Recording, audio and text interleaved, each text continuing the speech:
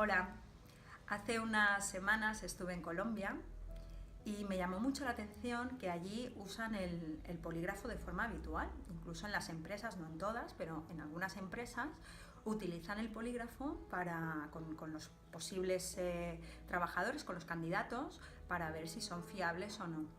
Eh, a mí esto me llamó mucho la atención y os voy a hablar del polígrafo.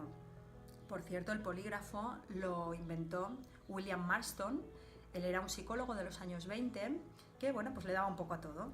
Él creó el sistema DISC, que aún hoy se utiliza, se estudia, yo lo enseño en algunos cursos, porque él lo que quería era medir las emociones de las personas que no tuvieran patologías. Él estaba buscando cómo era el comportamiento de las personas que él llamaba normales. Es decir, personas que no tenían una patología. Y eso fue en su momento una revolución, porque hasta entonces la psicología se dedicaba sobre todo a estudiar personas con problemas mentales. Bueno, pues William Marston también, por cierto, dibujaba y creó el personaje de cómic de la Mujer Maravilla. Y además creó el polígrafo, que es a lo que voy. Bueno, pues el polígrafo, ¿qué es lo que hace? El polígrafo mide cambios psicofisiológicos en las personas, es decir, mide cambios de temperatura, mide cambios en la sudoración o en el ritmo cardíaco. Hay unos cambios muy concretos que se producen con la emoción de miedo. Cambios fisiológicos que se producen en la emoción de miedo. Y eso es lo que mide el polígrafo. El polígrafo mide la emoción de miedo. Bien, pues, ¿por qué no podemos darle fiabilidad al polígrafo? Porque cuando a mí me están haciendo un interrogatorio con un polígrafo, evidentemente te pueden decir, mira, es que te hacemos preguntas de control y esto es muy fiable y tal, porque hay preguntas de control. Hombre, pero es que la gente no es tonta, la gente sabe cuándo es pregunta de control y cuándo no. Si tú a mí me preguntas, ¿cómo te llamas? Pues hombre, yo ya sé que eso es una pregunta de control.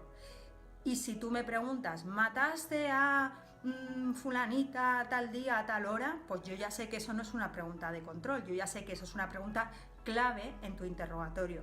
Y yo ya sé que ahí me estoy jugando mucho. Y puedo experimentar la emoción de miedo tanto si yo tengo miedo a que tú me pilles la mentira, como si tengo miedo a que, siendo sincera, tú no me creas, y yo tengo mucho que perder si tú no me crees. Entonces, el polígrafo no te está diciendo por qué esa persona tiene miedo, solamente te está diciendo que en ese momento experimenta los cambios psicofisiológicos correspondientes a la emoción de miedo, pero no te dice por qué. Por eso el polígrafo no debería emplearse como una herramienta única, cosa que hacen, según me contaron, pues allí en Colombia las empresas lo utilizan como única herramienta de veracidad, de búsqueda de la verdad.